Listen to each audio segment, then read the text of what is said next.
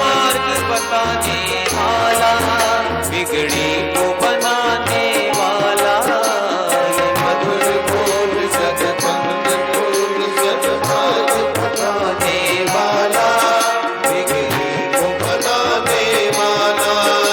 श्री राम यही घनश्याम यही, श्री राम यही घनश्याम यही, श्री राम यही घनश्याम यही, प्रभु की महिमा की आरती, पापियों को पाप से है तारती, श्री भागवत भगवान की है आरती, पापियों को पाप से है तारती, पापियों को पाप से है तारती, पापियों को पाप से है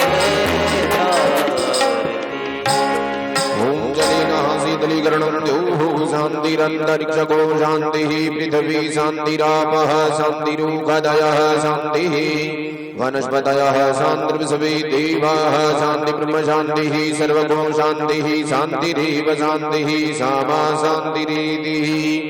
आराधिकं समर्पयामि देवाभिवन्द्यम् आराधिकं गृह्णा स्वादित चरण कमल चिन्मकरंदाय, भक्त जन मानस निवासाय, श्री राम चंद्राय। ध्येयं सदा परिभवाग्नमभीष्टदोहम्, तीर्थास्पदं शिवविरिञ्चिनुतं शरण्यम्। भृत्यार्तिहं प्रणतिपाले भवाब्धि पूर्तम्, वन्दे महापुरुष ते चरणारविन्दम्।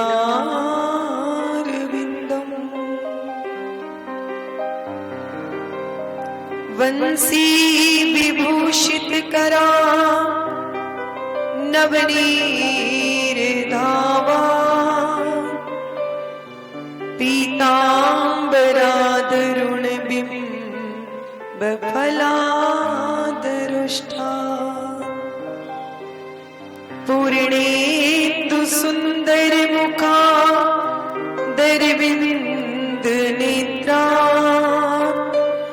कृष्णात् परं किमपि तत्त्वमहं न जाने। नारायणं नमस्कृत्यं नरं चैव नरोत्तमम्, देवीं सरस्वतीं व्यासं ततो जयमुदीरयेत्।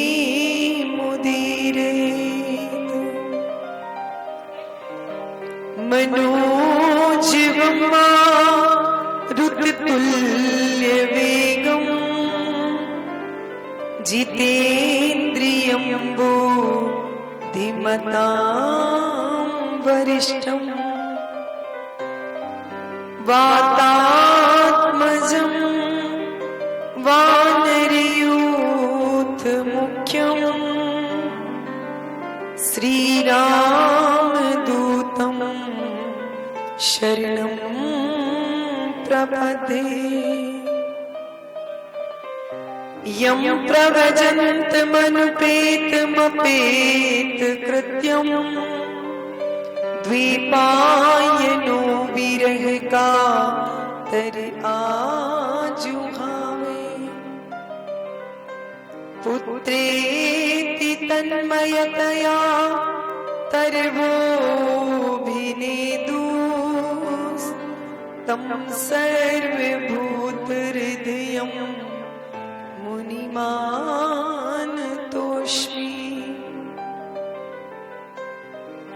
सीतानाथ समारंभा रामानंदार्य मध्यमाम् अस्मदाचार्यपर्यन्ताम् वन्दे श्रीगुरु परम्पराम्। अज्ञानतिमिरान्धस्य ज्ञानाञ्जने शलाकया चक्षुरुमीलितं येन तस्मै श्री गुरवे नमः।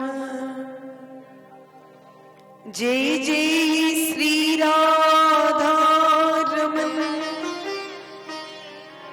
जय जय नवल किशोर, जय गोपी चित चोर प्रभु, जय जय माखन चोर।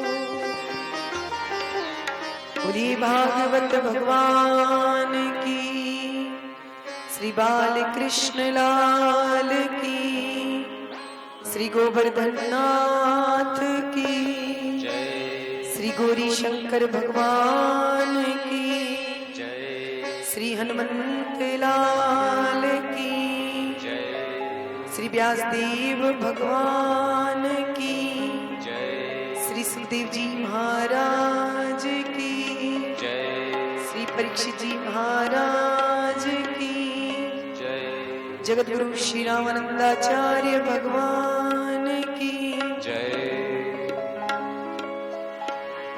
श्री राधा गोविंद की दिव्य महती अनुकंपा से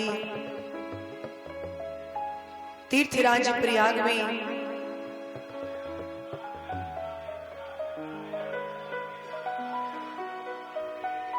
मांगशीर्ष मास के शुक्ल पक्ष में गुरुदेव भगवान की दिव्य महती अनुकंपा से श्रीमद् भागवत कथा का हम लोग श्रवण कर रहे हैं। आज षष्ठम दिवस है और प्रथम सत्र। आइए भगवान की कथा में हम लोग प्रवेश करें उससे पूर्व कुछ क्षण भगवान नाम का आश्रय ले लें। कभी तुम कृपा करोगी, कब तुम कृपा करोगी, श्री राधे रानी कब तुम कृपा करोगी, राधे रानी कब तुम कृपा करोगी। कब तुम कृपा करोगी,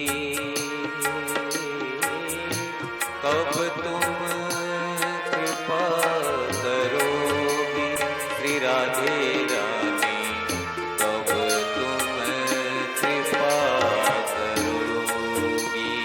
श्यामा प्यारी कब तुम कृपा करोगी, श्री राधे रानी कब तुम कृपा करोगी,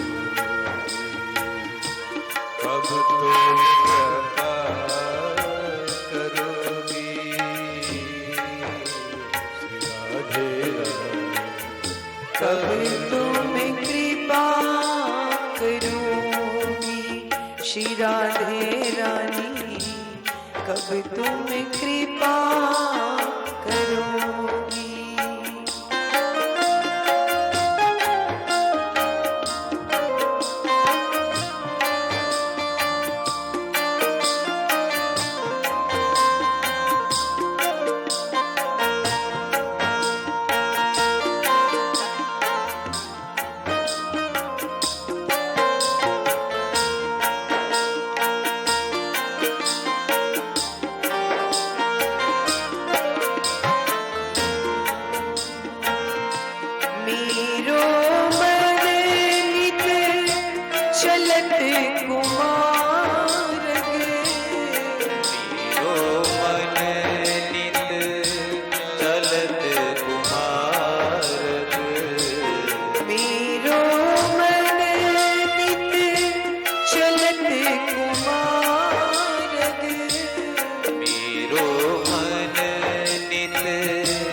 ललित कुमार कब दुख दाहे हरोगी श्री श्यामा प्यारी कब तुम कृपा करोगी श्री राधा रानी कब तुम कृपा करोगी।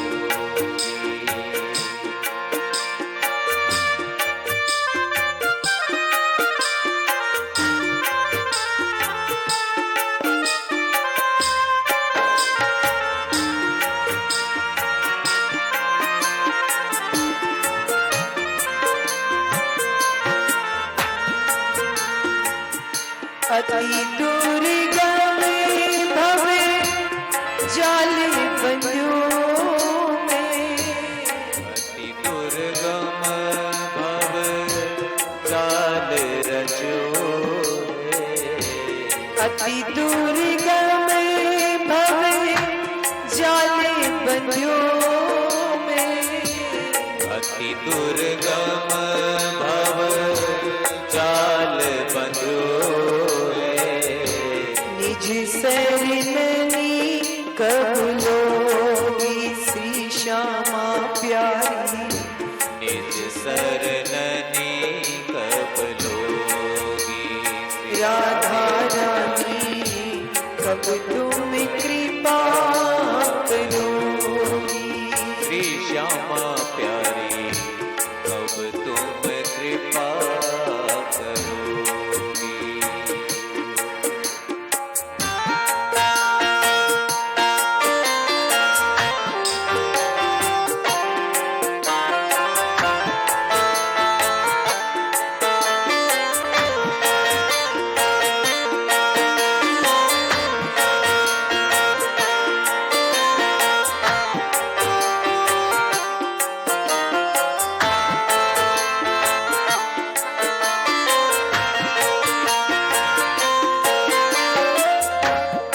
वृंदावन की आसरा वृंदावन की आस लागे वृंदावन की आसरा वृंदावन की आस लागे दर्शन तुम्हें कब दो श्री श्यामा प्यारी दर्शन तुम्हें कब दोगी श्री राधा रानी तुम कब कृपा करोगी रानी कब तुम कृपा करोगी श्री राधा रानी कब तुम कृपा करोगी श्री राधा रानी कब तुम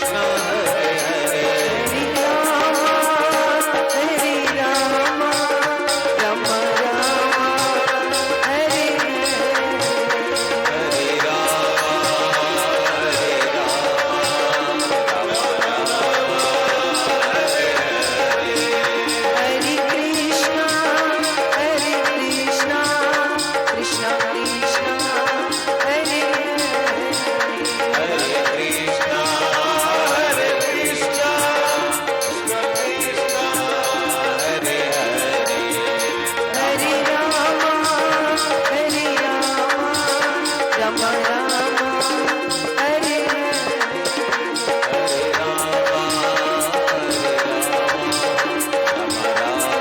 हरे हरे हरे कृष्णा कृष्णा कृष्णा हरे हरे हरे कृष्णा कृष्णा कृष्णा हरे हरे।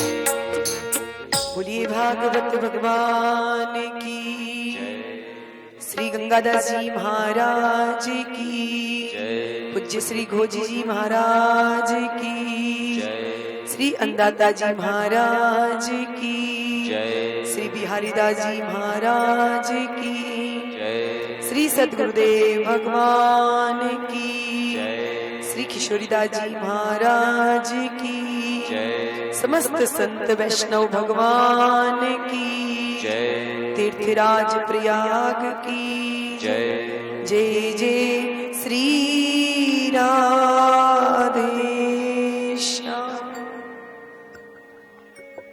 परम मंगल में परात्पर अखिलेश्वर अकारण करुणा वरुणालय भक्ति वांछा कल्पतरु तड़िद्युत विनिंदक पीतांबरधारी श्री बालकृष्ण लाल की भंगमयी प्रतिरूपा श्रीमद् भागवत महापुराण पधारे हुए सभी संत विद्वज्जन गंधर्व बंधुगण एवं समस्त भक्त वृंद एवं मातृशक्ति,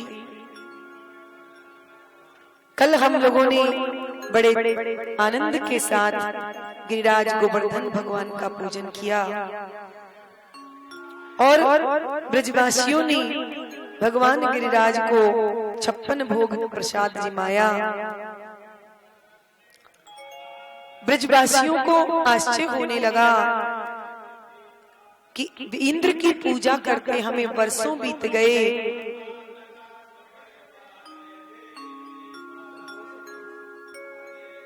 परंतु इंद्र ने हमें आज तक कभी दर्शन नहीं दिया। पर धन्य है ये देवता जो एक दिन की पूजा से ही प्रसन्न हो करके हमसे मांग मांग करके भोग पा रहा है। उठा उठा करके थाल के थाल ब्रजवासी भगवान गिरिराज को प्रदान करने लगे और भगवान उसे गोविंदाय नमो नमः भगवान उसे पाते चले गए। मधुमंगल ने श्री कृष्ण से कहा, कन्हैया तेरो ये देवता कितने दिनों को भूखो है भैया, हमारे लिए प्रसादी बचेगी कि नहीं बचेगी, कि अकेला ही खा जाएगा सारा प्रसाद। कन्हैया ने कहा, ब्रजवासियों सबको प्रसाद मिलेगा। और भगवान गिरिराज को भोग लगाया गया। मैया यशोदा तो देख देख करके बड़ी अचंभित हो रही है और मन में विचार कर रही है और कन्हैया से आकर के कहती है, लाला कन्हैया एक बात तो बता, मैं बड़ी देर से देख रही हूँ कि मुझे तेरी शक्ल और तेरे देवता की शक्ल बिल्कुल एक जैसी दिखाई पड़ रही है।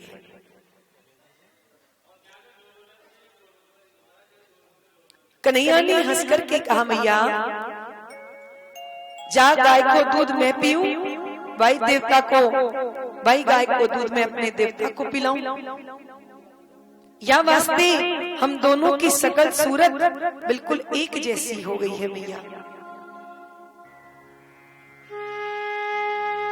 मैया ने कन्हैया से कहा, कन्हैया और तो कोई कमी ना रह गई ना तेरे देवता की पूजा में।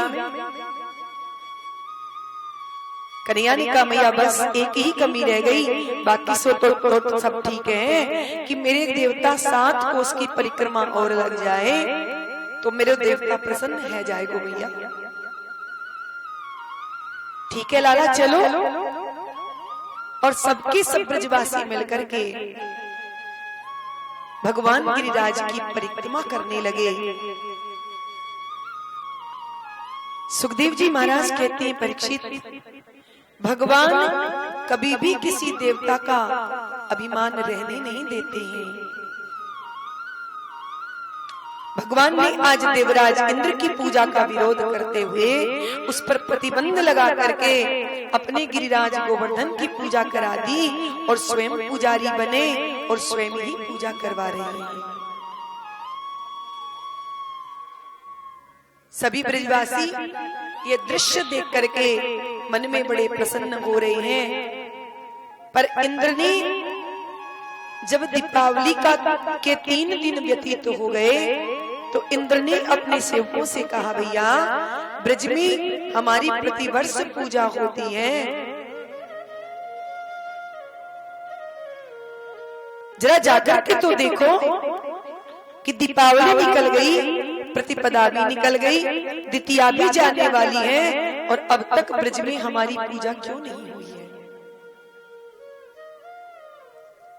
और सेवकों ने आकर के जब ब्रज के वातावरण को देखा और गोवर्धन नाथ की जय जयकार सुनी तो देवता सब दौड़ करके देवराज इंद्र के पास में आए और इंद्र से आकर के कहा, सरकार ब्रज में तो आपकी पत्ती साफ, वहां ब्रज में आपका नाम लेने वाला कोई भी नहीं है, सब गोवर्धन नाथ की जय जयकार कर रहे हैं और ये सब उस 7 वर्ष के श्री कृष्ण ने किया है। अब तो इंद्र क्रोध के मारे आग बबूला हो गया और इतना विवेक शून्य हो गया कि भगवान को ही गालियां देने लगा है। वाचालं बालि संस्तब्धं अज्ञं पंडितमानिनं कृष्णं मर्त्यमुपाश्रित्य गोपा में चक्रुर प्रिय। देवराज इंद्र इन ग्वार ग्वालों ने उस वाचाल कृष्ण की बातों में आकर के मुझ देवताओं के राजा का अपमान किया है, इसका फल मैं इन्हें अभी चखाता हूँ। और देवराज इंद्र ने स्थानवर्तक आदि मेघों को बुला करके ये आदेश दिया है कि जाओ और ब्रज प्रदेश में प्रलय मचा दो। सब मेघ मंडल ब्रज मंडल के ऊपर मंडराने लगे, आकाश में गड़गड़ाहट और भयंकर बरसात ब्रज में होने लगी। अतिवृष्टि से सब ब्रजवासी कर्षित हो उठे और गोविंद के पास दौड़े दौड़े आए। गोपा गोप्याश्च सीतार्ता गोविंदम शरणं ययु। ब्रजवासी सब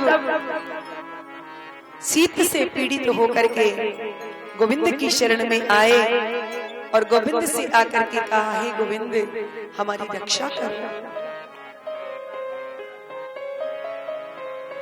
हे भक्त वत्सल प्रभु, हे गोकुल के नाथ हमें इंद्र के कोप से बचाओ। देखो देवताओं के राजा इंद्र ने नाराज हो गया है। शरण में आए हुए ब्रजवासियों को देख करके प्रभु ने मन में विचार किया कि मेरी प्रतिज्ञा है कि जो एक बार मेरी शरण में आ जाता है और ये कह देता है कि प्रभु हम तुम्हारे हैं, तो मैं समस्त प्राणियों से उसे अभय कर देता हूँ। ये ब्रजवासी मेरे हैं, मैं हूँ, इसलिए अब मुझे इनकी शरण रक्षा करने में अब देरी नहीं करनी चाहिए। कि तस्मात् शरणं गोष्ठं मन्नाथं मत परिग्रहं गोपाये स्वात्म योगेन सोयं मे व्रत आहितः। प्रभु ने आज अपने मन में विचार किया कि आज मुझे अपने व्रत का पालन करना होगा। आज इन ब्रजवासियों की रक्षा करना परम आवश्यक है। और भगवान ने उन ब्रजवासियों से कहा, ब्रजवासियों बिल्कुल मत। गोवर्धन नाथ की तलहटी में पहुंचे और ब्रजवासियों ने कहा, लाला अब बोल हम क्या करें। तो भगवान ने ब्रजवासियों से कहा, भैया अब तुम सब मिलकर के नाम संकीर्तन करो तो देवता जल्दी प्रसन्न हो जाएगो। सो देवता तुरंत कोई ना कोई उपाय अवश्य बता देगा। और सब ब्रजवासियों ने हाथ जोड़ करके भगवान का नाम संकीर्तन करना प्रारंभ कर दिया। गिरिराज धरने प्रभु तेरी शरण, गिरिराज धरण हम तेरी शरण, ओ गिरिराज धरण प्रभु तेरी शरण, प्रभु तेरी शरण, प्रभु तेरी शरण, हम तेरी शरण, प्रभु तेरी शरण, ओ गिरिराज धरण प्रभु तेरी शरण, गिरिराज धरण प्रभु तेरी शरण।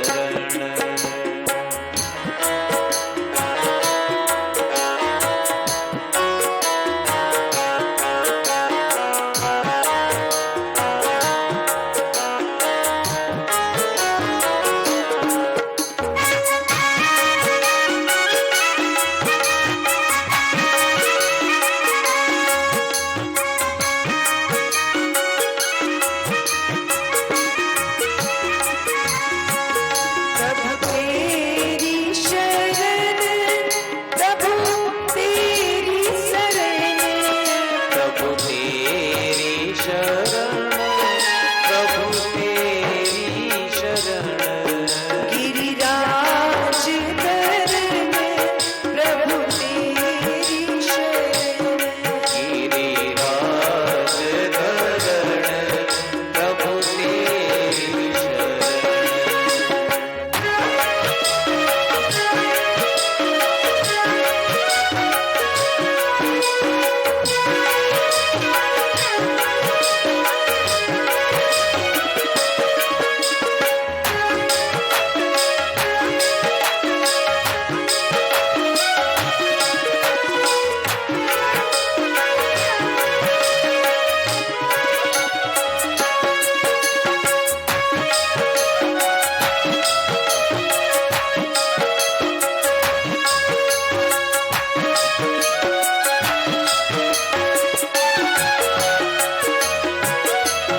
तेरी शरण हरि तेरी शरण, प्रभु तेरी शरण, प्रभु तेरी शरण, प्रभु तेरी शरण, हरि तेरी शरण, गिरिराज धरण प्रभु तेरी शरण, गिरिराज धरण प्रभु तेरी शरण, गिरिराज धरण प्रभु तेरी शरण, गिरिराज धरण प्रभु तेरी शरण, गिरिराज धरण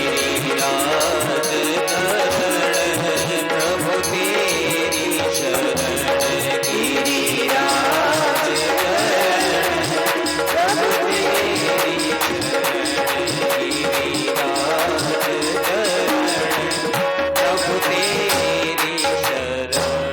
भगवान ने ब्रजवासियों से कहा, भैया निक शांत है जाओ।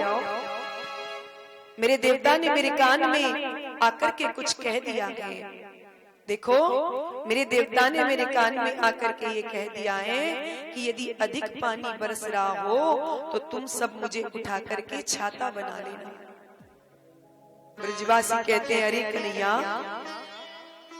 ये 7 कोस को लंबो छोड़ो गिरिराज, हम ते कैसे उठ जाएगो भैया। कन्हैया ने कहा जब मेरी देवता ने कही है तो उठ ही जाएगा, एक बार प्रयास करके तो देखो। और सबने मिलकर के जब प्रयास किया तो भगवान ने तो बड़ी सरलता से ही गिरिराज जी को अपने हाथ पर उठा लिया। इत्युक्तेन हस्तेन कृत्वे गोवाधरचलम ददार लीलया कृष्ण है छत्रा के मेव बालक है। जैसे बरसात के दिनों में छोटे छोटे बालक कुकुरमुत्ता को तोड़ करके छाता बना लेते हैं, ऐसे ही भगवान ने खेल खेल में ही 7 कोस लंबे चौड़े गिरिराज गोवर्धन को अपने हाथ पर धारण कर लिया। 7 कोस के गिरिराज को 7 वर्ष के कृष्ण ने 7 दिन और 7 रात्रि पर्यंत अपने हाथ पर उठा करके रखा। और केवल हाथ पर ही नहीं, हमारे ब्रजवासी संत जब पद पदावली गाते हैं तो पदों में तो उन्होंने इतना भी कह दिया है कि केवल हाथ पर ही नहीं, भगवान ने अपने हाथ की कनिष्ठिका उंगली के नख पर गिरिराज जी को धारण किया था। और ऐसा प्रमाण हमें शास्त्रों में मिलता है, हमारे संतों ने गाया है कि नख पर गिरवर लीनो धारे कन्हैया मेरो बारो। गिरवर लीनो धारे कन्हैया मेरो बारो। नख पर गिरवर लीनो धारे कन्हैया मेरो बारो। नख पर गिरवर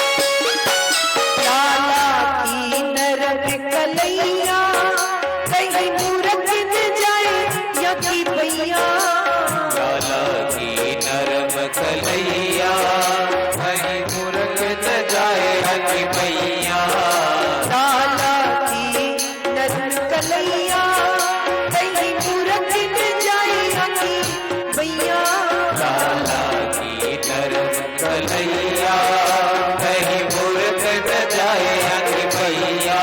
कैसे झेले इतनो बार कन्हैया मेरो बार।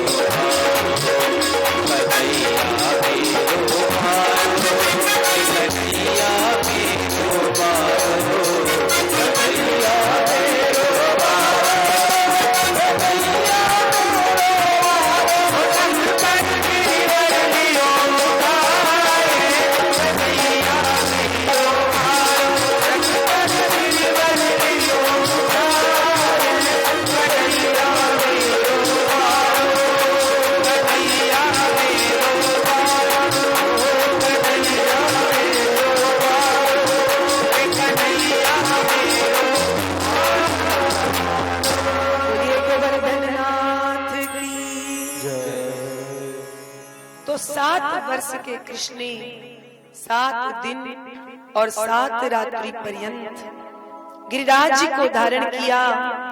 गिरि को धारण करने से भगवान का नाम गिरधारी हो गया। बोलिए गिरधारी भगवान की जय। सारे ब्रजवासी अपने अपने कंधा और अपने डंडा लगा करके खड़े हैं। सबको ऐसा लग रहा है मानो हम सब ने मिलकर के गिरिराज जी को उठा रखा है। ब्रजवासी श्री कृष्ण से कहते हैं, अरे कन्हैया, अभी तक तो हमें खबर नहीं थी कि हम इतने पहलवान हैं कि हमने सबने मिलकर के गिरिराज जी को उठा लिया। भैया कन्हैया, हमें तो बिल्कुल आशा नहीं थी कि 7 कोस लंबे चौड़े गिरिराज जी को हम सब इतनी आसानी से उठा लेंगे।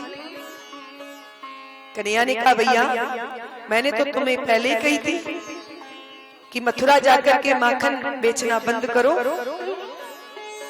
और मैंने तुम सबको चोरी करके जो माखन खिलाया, आज देखो वो सब काम आ गया ना। ब्रजवासी कहते हैं, लाला कन्हैया तू माखन नहीं खिलाता तो आज हम इस पहाड़ को कैसे उठाते भैया। ये तेरे माखन का ही चमत्कार है जो हमने 7 कोस लंबे चौड़े गिरिराज जी को अपने कंधे पर धारण कर लिया है। पर सने सने जब 7 दिन व्यतीत होने को आए, ब्रजवासी बोले, लाला कन्हैया एक बात बता कि हमारा ये कंधा दुख जाता है तो हम ये कंधा लगा लेते हैं, और ये कंधा दुख जाता है तो हम अपनी लाठी लगा लेते हैं। पर भैया कन्हैया, हम तुझे 7 दिन से देख रहे हैं कि तू एक ही हाथ पर गिरिराज को धारण करके खड़ा है। भैया हम कह रहे हैं कि ज्यादा परिश्रम करने की आवश्यकता नहीं। लाला कन्हैया तू थक जाएगा, अब तू थोड़ा विश्राम कर ले। हम सबने गिरिराज जी को धारण कर रखा है, हमने मिलकर उठा रखा है। कन्हैया ने कहा ब्रजवासियों से, तो भैया तुम इस गिरिराज को उठा लोगे? ब्रजवासी कहते हैं, तो दारी के कन्हैया तूने क्या समझ रखा है कि तूने अकेले नहीं गिरिराज जी को धारण कर रखा है? अरे हमने अपनी अपनी लाठी और अपने अपने कंधा लगा रखे हैं। कन्हैया ने कहा, तू जरा नीचे करके तो देखो। और जो कन्हैया ने अपने हाथ को थोड़ा सा ढीला किया कि गिरिराज जी नीचे आने लगे, ब्रजवासियों के सब डंडा चटाचट हो गए। ब्रजवासी चिल्लाने लगे, अरे कन्हैया संभाल संभाल संभाल। कन्हैया ने फिर से गिरिराज जी को अपने हाथ पर धारण कर लिया। प्रभु ने, ब्रजवासी कहते, कन्हैया आज तो गजब हो गया भैया, तेरी नेक अंगुरी नीचे हुई कि हमारे इतने मोटे मोटे डंडा सब चटाचट है गए, और यदि तुमने जरा और नीचे कर लिया होता तो हमारे तो कंधा भी सब चटाचट हो जाता। परंतु कन्हैया आज तू सच्ची सच्ची बता कि तेरे इस हाथ उंगली में इतनी ताकत आई तो कहां से आई कि तूने 7 दिन से इस गिरिराज जी को अपने हाथ पर धारण कर रखा है। अब तो एक एक ब्रजवासी गिरिराज जी के नीचे से निकल करके अलग खड़े हो गए, और जहां प्रभु ने एक हाथ पर गिरिराज जी को धारण किया, भगवान खड़े हुए हैं। ब्रजवासियों के होश उड़ गए और कहते हैं, भैया हम तो सोच रहे थे कि हम सबने मिलकर के गिरिराज जी को उठा रखा है, पर बात तो अब समझ में आई है कि हम तो फालतू के माटी के मथुकड़ा बने लगे थे। अरे गिरिराज को तो हमारे कन्हैया ने अपने हाथ पर धारण कर रखा। और ब्रजवासी सब नंद बाबा के पास दौड़ करके गए और नंद बाबा से कहा, बाबा तू सच्ची सच्ची बताना, ये कन्हैया तेरा ही बेटा है? बाबा ने कहा, क्यों ऐसा क्यों पूछ रहे हो? ब्रजवासी कहते, भैया बाबा हमारे ब्रज में एक से एक पहलवान हमने देखे, पर तेरे कन्हैया जैसा हमने नहीं देखा कि 7 दिन और 7 रात व्यतीत हो गई और तेरा लाला 7 कोस के गिरिराज जी को अपनी उंगली पर धारण करके खड़ा है। बाबा हमें तो ऐसा लगता है कि ये सच्ची में कोई भगवान है।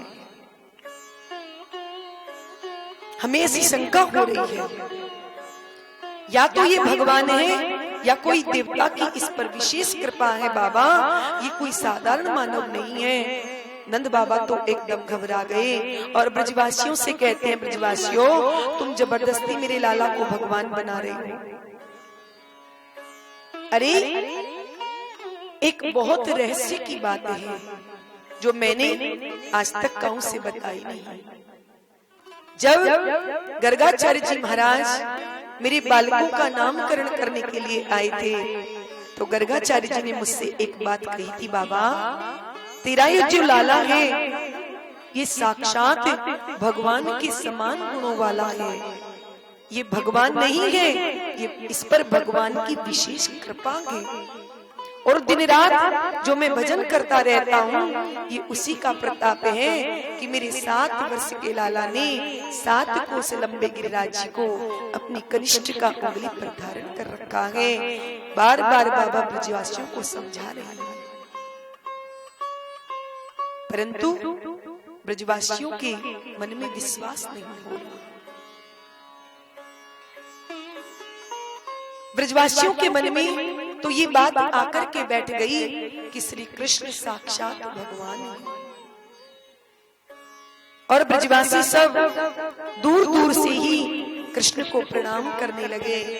इधर इंद्र ने आकर के जब ब्रजमंडल में देखा कि देखो तो सही कि ब्रज का हाल क्या है, और ब्रज में आकर के देखा तो क्या देखते हैं देवराज कि ब्रज में तो धूल उड़ रही है, पानी का तो नाम निशान भी नहीं। तो मेघमालाओं से आकर के देवराज इंद्र ने कहा कि तुम्हारा सारा पानी कहाँ चला गया।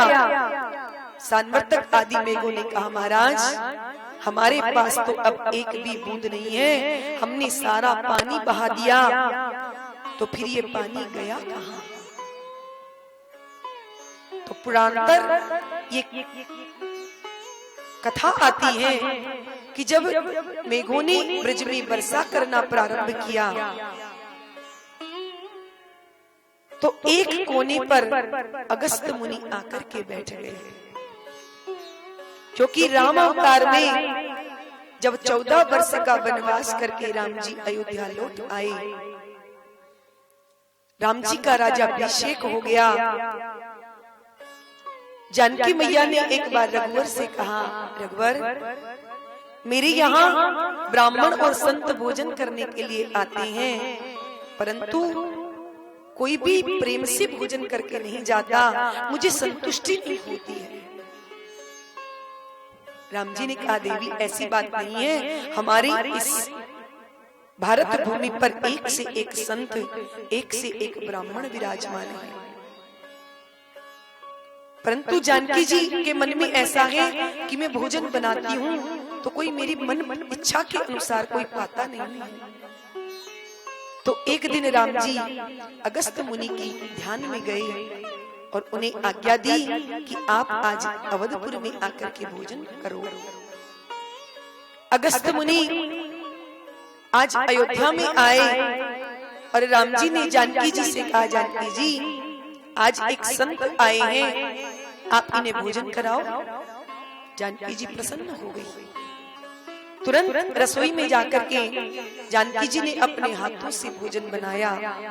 अगस्त मुनि के लिए रसोई के बाहर ही आसन लगा दिया। अगस्त मुनि आकर के वहां बैठ गए। जानकी मैया ने एक बड़े से थाल में सुंदर भोजन सजाया और अगस्त मुनि के सामने लाकर के परोस दिया और हाथ जोड़ करके कहा, मुनिवर आप भोजन प्रारंभ करें। मुनि राम जी की ओर देखने लगे तो राम जी ने इशारा किया कि मुनिवर आप प्रारंभ करो। अगस्त मुनि उस भोजन के थाल की तरफ ऐसे टेढ़ी नजर से देखने लगे। जानकी मैया ने हाथ जोड़ करके पूछा, भगवान आप ऐसे क्या देख रहे हैं, भोजन प्रारंभ कीजिए ना। तो अगस्त मुनि ने कहा, देवी मेरी समझ में नहीं आ रहा कि मैं इस भोजन को आंख में डालूं, नाक में डालूं या मुंह में डालूं। जानकी जी ने कहा, महाराज आप ऐसे क्यों बोल रहे हैं, आप तो प्रेम से प्रसाद पाइए, आप प्रारंभ तो कीजिए, मैं और लेकर के आती। क्योंकि थाल में छोटी छोटी कटोरियां रखी थी और अनेकों व्यंजन उसमें रखे थे। जानकी जी के मन में प्रसन्नता हुई कि कोई खाने वाला तो आया है आज मेरे यहाँ। और अगस्त मुनि ने भोजन प्रारंभ किया, परंतु सायंकाल हो गई। जानकी जी भोजन बनाते जा रही हैं, परोसते जा रही हैं। अगस्त मुनि का भोजन अखंड चल रहा है। सने सने जब 15 दिन व्यतीत हो गए, अगस्त मुनि का भोजन चलते हुए जानकी जी तो एकदम घबरा गई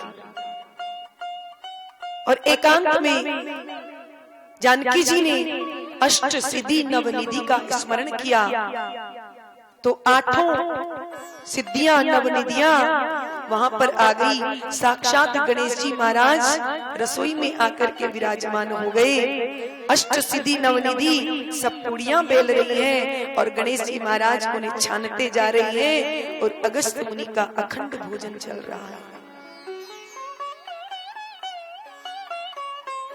पर जब 15 दिन व्यतीत हो गए और मुनि ने के भोजन में कोई अभी रुकावट नहीं हुई तो जानकी जी ने रघुवर अगस्त मुनि के सामने आकर के कहा, मुनिवर जब भोजन आधा हो जाए तो फिर मध्य मध्य पानीयम, थोड़ा सा जलपान भी कर लेना चाहिए। तो अगस्त मुनि ने कहा, देवी जब आधा हो जाएगा तब हम आपसे जल मांग लेंगे। जानकी जी के होश उड़ गए कि 15 दिन व्यतीत हो गए और अगस्त मुनि कह रहे हैं कि अभी तक आधा भी नहीं हुआ है। अब तो जानकी जी राम जी के पास में गई और राम जी से जाकर के कहा, महाराज श्रद्धा की भी कोई एक सीमा होती है। अरे 15 दिन हो गए भोजन कराते कराते और मुनिवर कह रहे हैं कि अभी आधा भी नहीं हुआ है। तो राम जी ने कहा, जानकी जी आप ही तो रोज कहती थी कि कोई भोजन करने वाला ही नहीं आता और अब आ गया है तो आप परेशान हो रही हैं। पर जब जानकी जी को परेशान रघुवर ने देखा तो 17 दिन व्यतीत हो गए। अगस्त मुनि के सामने राम जी आकर के बैठ गए। मुनि ने टेढ़ी नजर से राम जी की ओर देखा और इशारे से पूछा कि मुनिवर राम जी भोजन चलने देगी, अब विश्राम कर दे। तो राम जी ने कहा, अब बस करो मुनिवर, जानकी जी बहुत थक चुकी हैं। तो अगस्त मुनि ने जानकी जी को बुला करके कहा, देवी हमारा भोजन अब आधा हो गया है। कब? जब 17 दिन बीत गए। अब जल की व्यवस्था करो, क्योंकि हम जल भी पीते हैं तो 2-4 मनवंतरों का जल एक ही साथ पी लेते हैं, ऐसे रोज रोज बार बार जल नहीं पीते हैं। जानकी जी को एक तो 17 दिन से भोजन करा रही थी, ऊपर से थोड़ा चिड़चिड़ा स्वभाव भी हो गया था। जानकी जी ने कहा, महाराज मैंने भोजन करा दिया, अब जल की व्यवस्था मेरे पास नहीं है। तो राम जी ने अगस्त मुनि से कहा, मुनिवर आप तो महापुरुष हैं, आपने एक मनवंतर में यदि भोजन किया है तो दूसरे मनवंतर में आप जल पी लेना। तो त्रेता में प्रभु ने अगस्त मुनि को भोजन कराया था। आज जब द्वापर में इंद्र ने ब्रज को बहाने का षड्यंत्र किया, मेघों को आज्ञा दे दी कि ब्रज को नष्ट कर दो, तो हाथी के सूंड के समान मेघमालाओं ने ब्रज में वर्षा करना प्रारंभ कर दिया। इतनी जल की धारा गिरी तो प्रभु ने अगस्त मुनि के ध्यान में जाकर के कहा, मुनिवर आपने एक युग में जल भोजन किया था तो अब यहाँ आकर के जल पान कर लीजिए। सोही अगस्त मुनि ब्रज की एक कोने पर आकर के बैठ गए और मेघों ने जितनी वर्षा की वो सारा का सारा जल अगस्त मुनि ने पान कर लिया। तो ब्रज में धूल उड़ रही है। देवराज इंद्र मेघों को डांट करके वहां से भगा दिया। मेघ वहां से पलायन कर गए तो आकाश साफ हो गया। भगवान सूर्य नारायण का उदय हो गया। भगवान ने ब्रजवासियों से कहा, ब्रजवासियों आकाश साफ हो गया है, धूप निकल आई है, अब तुम सब भी गिरिराज जी से बाहर निकल जाओ।